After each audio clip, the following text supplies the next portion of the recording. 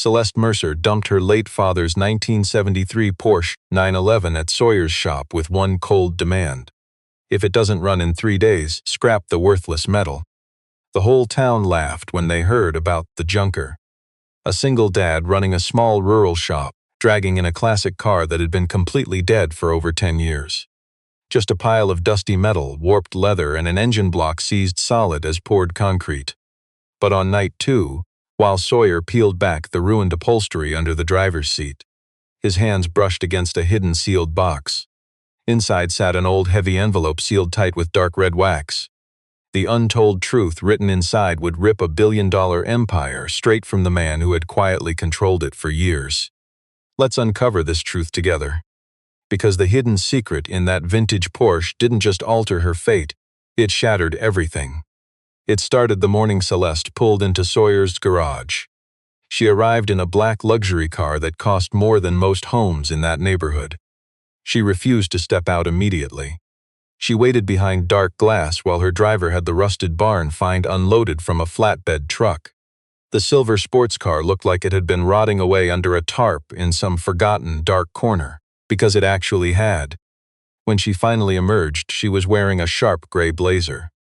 Designer heels that had absolutely no business walking on greasy gravel, and a look proving she thought this entire salvage errand was completely beneath her. She swept her eyes over the mechanic's shop with total, instant dismissal. The exact stare you give a dirty waiting room you never plan on visiting again. She stated the vehicle belonged to her father, Preston Mercer, who died 11 years ago. It had been left rotting in the family estate's underground garage the whole time, hidden under a dusty tarp while the rest of Preston's vast fortune was carefully inventoried. Sold off, donated, or quietly passed out among greedy relatives. They completely ignored the Porsche simply because it wouldn't start. Nobody wanted the massive headache of restoring a worthless dead machine. But with the giant estate selling soon, every last piece had to go. Celeste felt zero emotional connection to it. She rushed to discard it, speaking to Sawyer like she was reading a grocery list instead of handling her father's legacy. Sawyer was a quiet mechanic who always listened before speaking.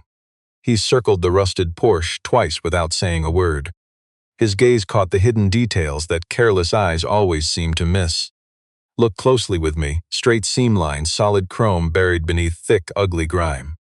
That slightly uneven front hood proved it had never suffered a massive crash. The truth was, this beautiful machine had merely been forgotten. He crouched low to inspect the rocker panels, knocked twice on the fender, and slowly stood back up. He plainly told her this car was worth saving. No flashy sales pitch, just stating a quiet, undeniable truth he felt morally obligated to share. Celeste stared at him like he was a random stranger muttering some ridiculous, mildly amusing joke. She repeated her cold demand, make it run in 3 days or else. Otherwise, he could gut the whole thing for parts and sell the scraps. She handed over her assistant's phone number. Her own number stayed a secret. That luxury car vanished before the tow truck even finished dropping the Porsche onto the gravel. Sawyer just stood there in the hot sun, studying cracked tires, a decade of dead silence, and a mystery waiting to be unlocked. He studied the abandoned metal, already running the grueling math. The numbers told a grim story. This restoration would take far longer than 3 days. He knew it the second he leaned through that dusty window and caught the distinct scent. That heavy mix of rotting rubber, dampness, and rusting iron, the undeniable scent of a forgotten truth decaying in silence. He suspected the engine had simply seized from years of lonely neglect, not sudden destruction. A slightly better diagnosis, but still a massive mountain to climb. Every single electrical wire would need tracking, straight from the dead battery onward. The ancient fuel lines were undoubtedly rotting away, and the brakes required a total rebuild before this discarded machine could ever roll on its own. But he took the job anyway, not for the impossible deadline, and certainly not because Celeste Mercer had been pleasant or fair. He took it because he saw the hidden truth beneath the rust. A priceless piece of history, completely tossed aside by an heir who never bothered to look closer. That realization burned hot in his chest like a quiet rage. And that fierce anger had always been his driving fuel. Word that Sawyer was resurrecting the supposedly worthless Mercer Porsche ripped through the county, exactly how small-town gossip usually travels. far faster than it ever should, and packed with way more drama than the actual facts. By the very next afternoon, 3 completely unsolicited phone calls came ringing in. 2 of them from major players in the classic restoration business, both eager to remind him just how deep of a grave he was digging. The general consensus was clear. A tiny 2-bay independent shop with 1 employee and an endless backlog had no business playing with big secrets. They firmly believed he had zero right touching the legendary Mercer family name. One of those arrogant calls came from Derek Whitmore, a guy running a flashy consignment dealership just 2 towns over. He had been trying to steal Sawyer's restoration clients for 5 long years. Whitmore was exactly the kind of guy who constantly wore fancy branded polos to a dirty garage, casually throwing around words like pedigree and heritage like they were nothing. He made absolutely zero effort to hide his smug joy while mocking a shop lacking climate control. He claimed taking on this scrap without certified specialists would end in a brutal public failure. You and I both know that arrogant tone. Sawyer heard the smirk right through the phone line. Sawyer calmly thanked him for his brilliant advice and hung up. Then he walked straight back to that forgotten Porsche. He rolled the supposed junk into his main bay, spending the entire morning documenting every single inch. He carefully snapped photos of every rusted panel and seam, capturing the damaged undercarriage, the dead engine, and the ruined interior. His hyper-careful process probably looked painfully slow to outsiders, but it was incredibly fast once you realized he was hunting for a hidden story, building a flawless record of the truth before a single wrench turned. A hard-earned habit he relied on whenever things seemed entirely too simple. Now stick with me here. What those photos and his deep inspection slowly revealed that afternoon was a secret that made him freeze. This legendary machine hadn't just rotted away from time alone. Someone had tampered with it. The untold truth was finally waking up. The primary ignition relay wasn't corroded or dead from natural causes. It was disconnected. Someone pulled it out, hiding the truth behind a useless fake meant to fool people. A section of the fuel line was intentionally pinched tight, leaving it totally starved. You and I both know this wasn't just neglected scrap.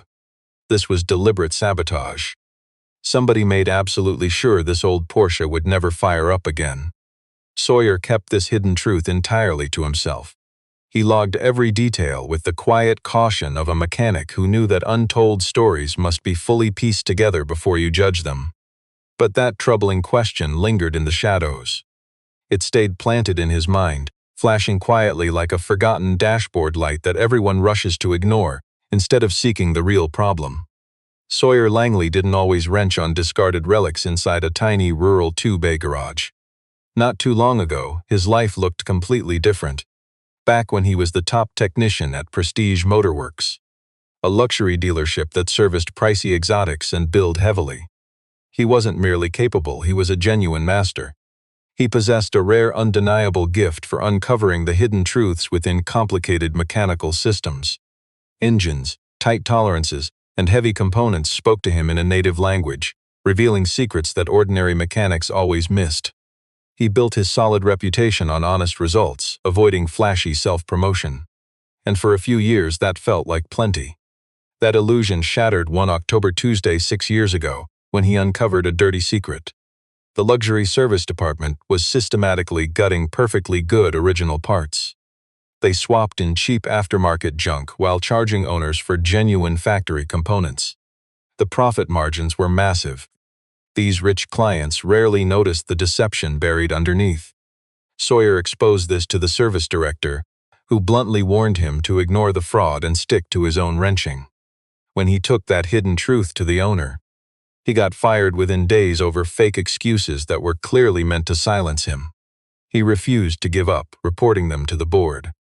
The official investigation crawled along. Before the real truth finally surfaced, Sawyer had already built his own independent shop using a decade of careful savings and the tools he bought for himself. His little girl Lily was only 4 back then. Now she was 9 years old. Sporting a gap-toothed smile, she had a habit of finishing her homework right on the back workbench whenever she visited the garage after school. Surrounded by the heavy scent of motor oil and listening to the shop radio playing whichever local station came through clearest today. Sawyer kept her a secret from his customers. She wasn't a casual detail he ever felt like explaining. She was the entire hidden reason this garage had to survive. Let's be honest, she was why he worked past dark, refusing to ever stare at a messy, ruined scrap project and just give up without looking deeper. This old Porsche was difficult. He sensed that untold story immediately. But Sawyer held a deep respect for anything that had been intentionally cast aside. He believed powerful machines were often tossed away for secret reasons that completely ignored their actual worth, or the real truth buried inside. He felt that deep down in a very personal, unspoken way. Because he was treated like scrap once too, discarded to keep a dirty secret rather than for lacking skill. You and I see it didn't make him sentimental, it made him thorough. Sawyer worked through that first evening with the garage bay doors wide open. Warm summer air drifted inside as the doomed Porsche slowly surrendered its deepest secrets under the harsh glare of his inspection lamp. Stick with me, the real truth finally surfaced on night 2. He reached that level of total exhaustion, where every tiny detail suddenly felt incredibly vivid. It was that strange mental sharpness, not from getting rest, but from pushing way past it. Sawyer had been stripping down the interior. He pulled the driver's seat to check floor wiring and assess moisture damage. He thought he was just fixing a pile of worthless scrap metal. The seat itself was in terrible shape. The leather was deeply cracked and shrunken. Its base foam crumbled at the edges, reeking of old mildew trapped tightly beneath the protective cover for so many forgotten years. He yanked the heavy seat out, setting it beside the vintage car. Then he slid his bare hand across the metal floor, feeling around for deep rust. His fingers snagged on something right near the transmission tunnel, a very faint ridge. Almost invisible, someone had carefully cut the original factory carpet and stitched it back by hand. He easily could have missed it, if he hadn't been intentionally dragging his fingers over the surface, hunting for soft spots. But the moment he felt that odd texture, he couldn't ignore it. Using a small screwdriver to trace the tight seam, he realized a rectangular piece of carpet was actually gone. A hidden metal panel was installed right underneath the fabric, then restitched with such precise care, proving whoever hid this had spent a serious amount of time. The hidden panel was locked down by 2 deeply recessed screws that were painted over to perfectly match the surrounding floor. Sawyer slowly removed them. Inside that shallow cavity sat a single cream-colored envelope. Its thick paper had turned a faint amber with age, holding a buried history. It was sealed with red wax, stamped with an intricate family crest or formal monogram. Written on the front in careful old-fashioned cursive was a single name, Celeste. He sat back. Here was that last piece of an untold truth waiting. He placed it on the workbench, snapped a photo, and logged the exact hiding spot. Then he dialed the number Celeste's corporate assistant left. The call went straight to voicemail. He left a quick message about finding a personal document hidden in the Porsche, wanting to return it. He tried again. Another voicemail. Finally, at 10 p.m., Celeste herself actually called him back. Her tone was that same sharp corporate instrument she used during their first meeting. He explained the hidden letter he found. She was totally silent, then spoke with a cold dismissiveness that seemed almost rehearsed. She claimed she didn't need old mail, and whatever was inside had absolutely nothing to do with the actual mechanical condition of the vehicle. She rushed to give it up, telling him to just trash it like worthless scrap. But Sawyer studied the aged envelope under his workbench light. He stared at the red wax seal, perfectly unbroken. He examined the intricate stamped crest. It was a P&M woven together, Preston Mercer, her late father, without a doubt. Right below her name, written in smaller ink he hadn't fully noticed until this exact quiet moment. Let's read this together. A final sentence he checked 3 times to be absolutely sure. Only to be opened when the truth about the company has finally been buried. You and I know Sawyer told Celeste he'd keep it safe until she arrived in person. She didn't fight him on it, which felt pretty significant. Next morning she showed up at his garage with someone nobody had actually expected. Preston's younger brother, a guy who went by Von Mercer. He introduced himself, firm handshake radiating the easy authority of a man. Completely used to rooms rearranging themselves just for his presence. Von was in his early 60s, silver hair, wearing a custom suit that probably cost more than the shop. He smiled the whole time. But it was one of those surface-level smiles, the kind that never actually reaches the eyes. Pleasantly, he explained the family knew Sawyer had found something hidden inside that scrap car, and they just wanted to ensure any personal documents were handled, quote, correctly. He delivered that word correctly exactly the way expensive lawyers do, adding a slight edge, implying there were definitely incorrect ways to handle this truth. And he fully trusted Sawyer was the kind of man who understood the difference. He slid a single pre-printed page right across the mechanic's greasy workbench. It demanded Sawyer confirm in ink that he absolutely had not taken, or kept copies of what was in that scrap car, signing away all his rights entirely. Down at the bottom sat a blank line for a specific dollar amount. Vaughn pleasantly added that the family wanted to show their gratitude in a very meaningful way, suggesting $50,000 was more than fair for a humble mechanic like him. Sawyer read the paper once. He put it down, looked Von Mercer dead in the eye, and let silence hang. Then he stated he hadn't made copies and wasn't staking any financial claims. But that old envelope was explicitly addressed to Celeste, and he'd hand it to her directly, in private whenever she was actually ready. He stared right at Celeste when he said this. She stared back with a totally unreadable face, not mad but not exactly thankful either. Vaughn kept smiling, but something ugly shifted behind his eyes, like a dark current moving rapidly under perfectly still water. He calmly stated they would be in touch. He steered Celeste back to their waiting car with a firm hand placed on her lower back. It looked supportive, but it was absolutely a silent command. Sawyer watched them leave, a junk car he could fix or declare dead forever. A mysterious paper he could surrender or safely lock away. Let's think about this together. 50 grand for a letter his niece claimed was worthless. That is the kind of untold truth that sticks with a person. He locked the envelope in his fireproof safe, then got back to wrenching on the Porsche. Gideon Hart was 71. He'd practiced estate and corporate law in Charlotte for over 40 years. He'd personally represented Preston Mercer for the last 15 years of the CEO's life. The man even attended the high-profile funeral.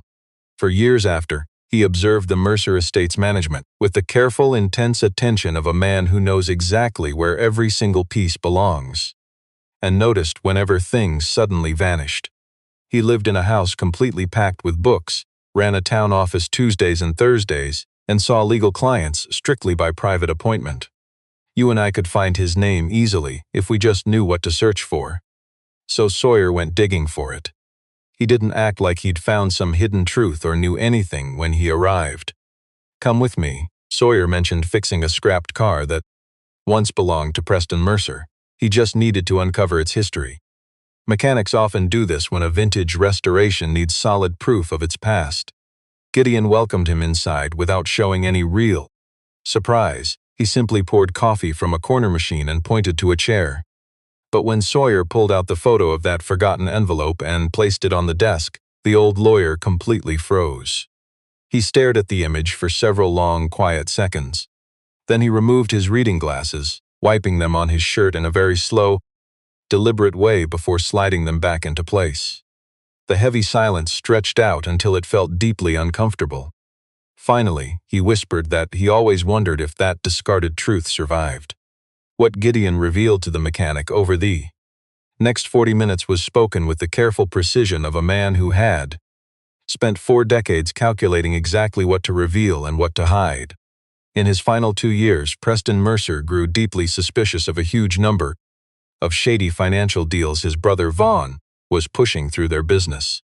Preston hated conflict. He wasn't the fighting type. He was private and methodical. He always built a solid paper trail before speaking up, firmly believing, just like he told Gideon, that talking without hard proof is nothing but an argument.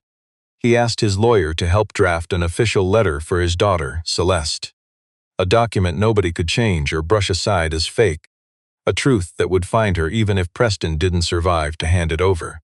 Gideon helped write that final letter, though he never knew where Preston actually hid it. After his client died, Gideon naturally assumed that the paper was trashed since the company's internal conflicts had quietly settled down.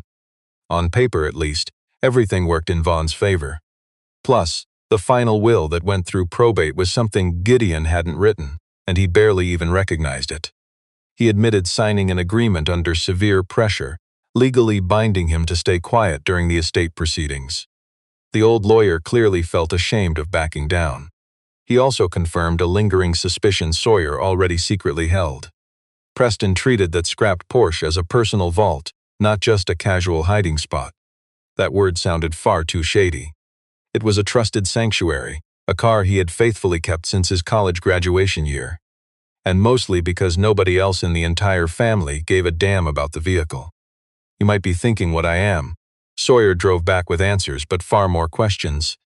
Meanwhile, Whitney Boone had been tracking financial, corruption, and board scandals for a local investigative news outlet. For 7 long years, and she spent nearly 3 of them staring straight at Mercer Holdings. Mid-30s, incredibly sharp and missing nothing. She possessed that rare patience of a reporter who knew the most explosive truth never drops into your lap quickly. She found out about that rusted Porsche from a source who caught wind of Sawyer messaging Gideon Hart, since small towns hold on to secrets and connect people far faster than any map actually suggests. She arrived at the shop on Wednesday night and laid her cards on the table. You and I know she wasn't a customer. You and I know this. She visited because she suspected the estate transition was a lie. She believed Sawyer found that untold truth hidden inside the scrap metal they rushed to discard. She simply asked if she was wrong. He told her she probably wasn't. They spoke for 2 hours. Whitney spent 3 years digging through public filings, corporate records, and countless off-the-record chats. Former staff members who refused to go on camera but quietly confirmed the facts. The facts painted a picture of a corporate handover that moved far too fast and cleanly. Preston Mercer passed away on a Wednesday. By the very next Monday, 17 different asset transfers were executed, shifting controlling interests in major holdings from the main estate into private accounts that Von Mercer controlled directly. The documents were flawless, all the signatures were perfectly placed. But the timing was incredibly suspicious. Even more disturbing was what they did to Celeste. For a decade, Preston restructured his empire with one clear goal: making sure she became his undeniable operational successor. The board knew, the senior leaders knew, several even admitted this private truth directly to Whitney. But in the fake version of the estate Von actually managed. Celeste got the empty CEO title while Von quietly held the structural levers and proxy votes. He controlled board appointments and held total veto power over major decisions. She had her name on the door, he held all the actual power. For 3 long years, Whitney desperately tried to find the paper trail proving the massive gap between Preston's true wishes and Von's corporate theft. She realized the final truth was hidden in a sealed envelope inside that discarded old Porsche. Sawyer didn't confirm her suspicion, but he certainly didn't deny it either. He asked what she planned to do with that buried truth. She gave him her answer. He listened closely. Then he mentioned he needed to finish reviving the scrap metal. Slowly, the rusted Porsche surrendered its final hidden secrets. It happened the way machines altered against their will always reveal their scars, reluctantly, piece by piece. Never all at once, but step by step as the restoration peeled away every layer of deliberate hidden sabotage. Swapping the ignition relay for the right part proved the old one was disconnected on purpose. The original relay was pulled out, removed cleanly, without the typical rust or wear that comes from normal natural decay. The entire fuel line, once fully inspected, revealed a purposeful pinch at a joint that was otherwise in perfect working shape. Whoever crippled this machine knew exactly what they were doing. Sawyer swapped the relay, unblocked the line, and rebuilt the carburetor with overnight delivery parts.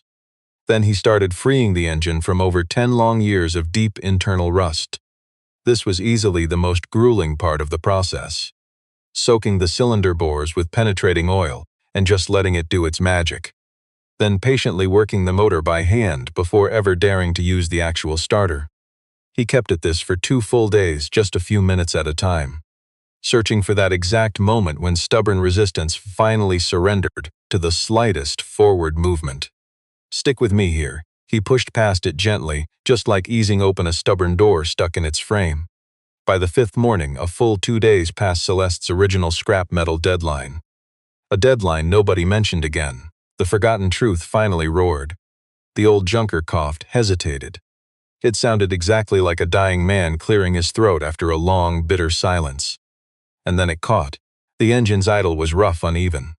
The exhaust spat out a small blue cloud that the morning air quickly swallowed, but the engine ran.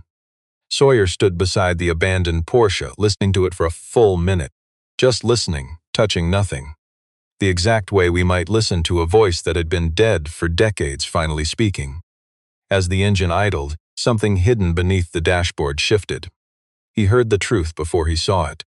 A faint mechanical click, the deliberate sound of a hidden secret designed to reveal itself at one specific moment, finally doing exactly what it was meant to do. He leaned through the passenger door, scanning the dark underside of the classic car's dash. A tiny hidden metal panel, no larger than a book, dropping on a spring hinge wired directly into the ignition circuit. A trapdoor designed to only open when the rusty engine ran, which perfectly explained why it stayed hidden through more than a decade of this scrap metal sitting dead. Inside lay a small brass key taped to a card bearing a printed address, a bank name and a box number. Right beside the key, pinned flat by a small metal clip, was a photograph. In the picture, a man who had to be Preston Mercer stood next to a young woman, maybe 16 or 17, both posing right in front of this exact same Porsche. But in the photo, the car gleamed silver, clearly the absolute pride of whoever kept it shining. The young woman smiled with the pure, unguarded brightness of someone who had not yet learned to fake her joy for the cameras. On the back, penned in that same careful handwriting as the original envelope, Charlotte, First Federal Private Banking, Box 347, for Celeste when she is ready. You and I now see the truth. This was never just a piece of scrap. It was a carefully hidden path that Preston Mercer had built specifically for his daughter, knowing, or maybe deeply fearing, that the painful day would eventually arrive when she needed his final secret and would have to dig through the rust herself. Sawyer phoned Celeste directly, no assistance involved. He told the CEO he needed a private meeting, just the two of them, regarding her late father. He didn't mention Vaughn at all, nor the hidden key. He just called it vital. He asked her to visit the mechanic's garage instead of a boardroom, simply because this untold truth heavily involved her old scrap car. She arrived completely alone. That choice spoke volumes. Slowly, he walked her through his incredible barn find. The envelope, the secret dashboard trapdoor, the photograph, and the brass key. He placed every single piece onto the workbench in the exact order he uncovered them. He explained exactly where each truth hid and how the rusty spring worked. He was methodical about it, no dramatic flair, presenting the hidden legacy exactly like a routine mechanic's diagnostic report. Here is the hidden truth. Here is exactly where I found it. Here is what it all means. The moment he placed that old photo down and her eyes caught it, something shattered across Celeste Mercer's face that he hadn't witnessed in any of their prior meetings. That icy CEO composure she wore like a second skin didn't just vanish completely. It slipped away like a heavy tarp dragged off a deeply buried secret struggling to resettle. She slowly reached for the photograph. Without a word, she gripped that fragile truth. Makes you glad she never scrapped it. Then she finally opened that letter. Sawyer gave her some space. He retreated to the far end of the garage, finding pointless busywork. He just listened to that heavy, defining silence that always falls when someone uncovers hidden truths. He would learn what those pages held later. Preston Mercer believed that Vaughn had rigged the entire family trust restructuring 18 months before Preston's passing. This happened while Preston secretly battled a brutal illness he kept completely hidden from the public. Back then, Preston was simply too weak to fight the hostile takeover. But he was sharp enough to quietly document everything, leaving a solid paper trail. That letter was the hidden trigger, the vital clue pointing Celeste toward a secure lockbox. It held all the hard evidence she needed to finally piece together the real untold story. He confessed he hid everything inside the old Porsche. He knew it was the absolute last place he expected Vaughn to check. Vaughn always called that vintage car a useless piece of junk and loudly mocked the vehicle for 30 long years. He penned an apology for not sharing this heavy truth with her face to face. He reminded his daughter that she was far stronger than she even realized. He closed the page, using the exact same two familiar words he always wrote to her. an intimate little sign-off that made her carefully fold the paper right along its worn crease. She stared blindly at the ceiling, taking a deep breath before finally turning to Sawyer. She asked why he hadn't peeked at the secrets inside when she explicitly ordered him to just scrap it. He plainly replied that it had her name on it. She quietly studied his face for a long second, like she was weighing his remarkably honest answer against a lifetime of dealing with cutthroat corporate executives, faking pure motives. Then she finally asked about the key. You and I know guys like Vaughn smell trouble fast. Within 18 hours of her garage visit, he sensed change. He kept sneaky informants around. Nothing officially on the books, just watchful eyes. So when Celeste vanished from her normal high-level morning routines, the fact her own assistant couldn't get her on the phone for 3 whole hours set off massive alarms. He struck back fast. Before lunch, Sawyer got a call from some giant corporate law firm he had never heard of. They coldly warned him the Mercer estate lawyers were filing papers, accusing him of illegally hoarding precious property belonging to the family trust. They threatened to crush his business with both civil lawsuits and severe criminal charges, unless he surrendered that hidden piece of evidence by the close of business. The caller was chillingly polite and thorough, rattling off a formal legal reference number. Sawyer calmly thanked her, then dialed Gideon Hart. Vaughn also attacked from another angle. He poisoned the well in the classic auto community, reaching out specifically to Derek Whitmore. Spinning a lie where the mechanic, Sawyer Langley, stumbled onto private family documents in a client's ride and had used those hidden secrets to cruelly extort cash from a grieving family. This toxic gossip spread like wildfire. Whitmore gladly cranked up the volume simply because it perfectly matched the false narrative he already pinned on Sawyer, framing him as a sketchy amateur, desperately clawing for big jobs his skills couldn't back up. In just 24 hours, Sawyer caught 3 calls from old business partners expressing deep concern. One call was dripping with nasty, barely disguised schadenfreude. Stick with me here. Celeste sat straight in the crosshairs of this ugly battle, and for 48 hours, she endured the chaos without showing Sawyer which side she would pick. And we understand why. You and I are unpacking how Vaughn became my absolute professional anchor after Dad died. He was the mentor who explained board politics and pointed out all the hostile actors. He dictated which business alliances actually mattered and which I could completely ignore. Breaking down 11 years of his careful psychological manipulation didn't happen in just one conversation. It happened in agonizing stages. Honestly, from the outside, it probably just looked like hesitation. I finally called Vaughn on a Thursday evening. I told him we were heading to Charlotte. I told him I'd spoken with Gideon Hart, and I was finally ready to open that safe deposit box. I directly asked if he would join me. He agreed. We made the tense drive to Charlotte that Friday morning. Sawyer, me, Gideon Hart, and Whitney Boone. I brought Whitney in personally, right after Gideon swore she could handle whatever dark, untold truths we were about to find. The private bank was tucked away on a dead quiet street down in the financial district. One of those old money places that flexes true wealth through pure silence instead of being flashy. Inside, you feel that heavy, breathless stillness that only exists around old, generational fortune. The deposit box was registered to Preston Mercer. I was listed as the only authorized secondary holder. A tiny detail that Vaughn, while aggressively managing my father's estate, had either completely missed or arrogantly never even thought to wipe from the legal records. The banker processed my request without blinking, acting like uncovering corporate secrets was an everyday thing, and walked us to a private room. The brass key we pulled from that junked Porsche's dashboard opened the heavy lock cleanly, without hesitation. Inside, we found 4 different categories of evidence, each sealed in its own folder. First was a will, not the fake one Vaughn pushed through probate court, but an older document dated 14 months before my dad died, fully signed and witnessed.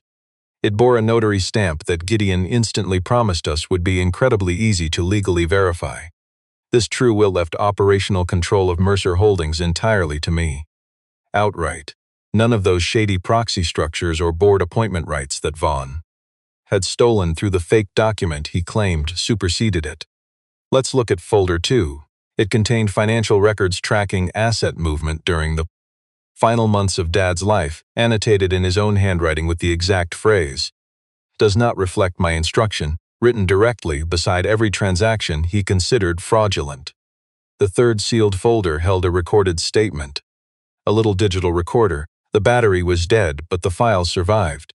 It was my dad's own voice, dated and time-stamped, laying out his deepest fears about Vaughn's illegal conduct. The final folder held a personal letter, deeply apologizing to Gideon Hart for the terrible circumstances that forced him to step down, while explicitly releasing Gideon from any toxic non-disclosure agreements. Whitney Boone just sat across that table and documented every single piece of evidence, with the cold calm of someone who'd been hunting for this exact truth for 3 years. Gideon Hart quietly read my father's true will, then set it down. On the table, he handled it like fragile glass and whispered to us that this was the exact smoking gun he always believed existed. I just sat there, palms flat against the wood, staring blankly at my dad's handwriting. Marking every stolen dime, it was the exact same script that had written my name on that envelope, hidden inside a scrap Porsche. See, sometimes what we rush to give up is actually the last piece of an untold truth. And I didn't even cry. You and I recognized that rare composure, the calm built over years. Being told an unreadable face is your only valuable currency. She learned to spend it carefully, even when her emotional bank account sat completely empty. Yet she gripped that salvaged letter to Gideon in both hands, lingering long before finally setting it down. The garage around her sat perfectly quiet, a heavy, respectful silence rather than some awkward tension. The corporate legal battles that followed were neither fast nor simple, but they launched with rock-solid proof, complete, fully documented, and undeniable. Vaughn Mercer's legal team was fully braced to contest a single piece of paper. They were entirely unprepared for an entire hidden box. Sawyer finally finished that discarded Porsche on a Saturday 11 days after Celeste issued her 3-day ultimatum. He swapped the ruined seats for fresh leather, matching the classic factory color as perfectly as humanly possible. He completely rebuilt the braking system, mounted fresh tires, tuned the old engine until the idle purred evenly and the throttle snapped back with clean power. He meticulously polished the body by hand, starting with heavy compound, working through 3 increasingly fine stages until that silver paint captured the light like a brand new car, glowing with deep resonance instead of just cheap surface gloss. He tracked everything, every single part number, every hour of labor, every source. Then he finally called Celeste. When she finally arrived in that resurrected machine, it wasn't a stunt for a massive public audience. It was a tightly closed, internal meeting of the Mercer Holdings Board. The specific kind of corporate gathering that happens when ownership and executive control are actively in the tense process of being formally rebuilt. Stick with me here. The people in that room desperately needed to grasp the truth before the outside world knew. Celeste drove the restored Porsche herself, 70 miles straight down the interstate from the auto garage. She later told Sawyer the vintage car handled far better than she ever could have dreamed, that her father secretly kept that machine in a state of flawless mechanical readiness, something she never expected from an exhausted man running a massive company. Inside that tense boardroom, she revealed exactly what that supposedly worthless box held. The sharp legal counsel she hired, totally independent of any corporate firm Vaughn had previously used, spent 8 exhausting days preparing those explosive materials for presentation. She completely removed Vaughn from the board, using a vote that the authentic will gave her the absolute legal authority to execute alone. She instantly froze all the corporate asset sales that were pending. The family estate, the subsidiary properties, the massive land holdings nearing final sale with the shady investment group Vaughn had secretly directed for 2 years. She politely thanked the board members who acted in good faith under a deceptive structure they never thought to question. And she openly admitted that she too had operated blindly in good faith, trusting a broken system she should have questioned much sooner. After the boardroom cleared, she drove that salvaged Porsche back to Sawyer's garage and paid his bill. He calculated it to the exact hour, adding 0 markup for the dramatic circumstances. She told him to name his price for everything he did beyond turning wrenches, the meticulous documentation, the profound care, his choice to preserve that hidden truth. rather than scrap it like she ordered. Sawyer simply said the invoice covered it. You've seen that look. She studied him for a long moment, just like when she asked why he never opened that letter, testing the honest simplicity of his answer. He told her he'd accept just one single thing, that she'd take the unspoken gratitude, the part that wouldn't fit on a bill, and plant it where it could actually grow. He pointed out there simply was no formal training pipeline for independent classic car mechanics. The craft was bleeding veteran talent faster than it could replace them, and a modest foundation could completely turn that around within just 10 years. Celeste Mercer finally understood the profound weight of why her father trusted a stranger with an untold truth he couldn't hand to his own family. She simply promised she'd take care of it. Let's skip ahead. The legal resolution of the Mercer estate hit the business press with the exact heavy seriousness those facts demanded, and Whitney Boone's article tracking the whole crazy sequence from that supposed scrap metal Porsche to the Charlotte lockbox ran as a major deep dive feature that won her awards she never chased but was genuinely happy to receive. Gideon Hart gave a sworn deposition that slammed shut a dark chapter he'd kept open for 11 long years, the nagging ache of unfinished business. Von Mercer's attorneys hammered out a settlement returning all those stolen assets and included, as a hard condition Celeste strictly demanded herself, a signed, formal confession detailing the exact truth of what occurred. Sawyer's shop didn't suddenly transform overnight. He just hired a second mechanic, Dar, whose old corporate dealership never really saw the true value hidden in her brilliant diagnostic records. He bought some fresh alignment gear. He built out a fourth bay when the adjacent lot finally opened up. Once that hidden truth went public, his phone started ringing far more often, pulling in classic car jobs from states away. And he only took the projects he cared about, passing on the rest. A quiet kind of freedom he hadn't always enjoyed in this tough trade. You and I might expect a framed photo of that Porsche in his lobby, no. Or Celeste's heartfelt thank you letter. Not even the massive article Whitney wrote. Those items certainly existed, and he knew their exact location. But they sat locked inside the same fireproof safe that held the old envelope, because for Sawyer, praise was never the actual point. The truth was always the work, and Celeste, she kept the Porsche. She refused to hide it in storage, donate it to a museum, or auction it off to some collector for a massive stack of cash. She actually drove it, not daily, never recklessly, but with the steady rhythm of someone realizing that an inheritance worth keeping requires driving. Every couple of months, she brought it to Sawyer's shop for routine maintenance. Oil changes, timing belts, the tiny adjustments a 50-year-old machine demands to stay alive and honest. She always called ahead, and she never lingered too long. The quiet chats they shared in the service bay were about the car and about whatever rusty project Sawyer was turning wrenches on, because both of them had discovered during those 11 chaotic days that the absolute most trustworthy, most grounding conversations are the ones that never reach for more meaning than they actually need. Then came a late afternoon in October. You and I both know the kind. The light slants low, painting everything it touches the color of old copper. Sawyer stood right there in his open garage doors, watching that saved piece of history pull onto the county blacktop and slowly accelerate. He just lingered there long after it vanished. Long after the engine's roar faded out, leaving nothing but truth and a quiet road. He thought about that old Porsche, dismissed as a pile of worthless scrap. He pictured the red wax letter, the last piece of an untold truth, waiting in the dark for 11 years for the right hands to find it. You and I know what it means to examine something everyone else abandoned. To look past the scrap metal and see that it simply isn't finished. He had learned that quiet lesson from long, hard years at the repair shop, and from watching a little girl tackle homework on his oily old workbench. A child who still innocently believed the world would somehow keep its unspoken promises. He fully intended to protect that pure faith for her as long as he could. He went inside. Another untold story was waiting.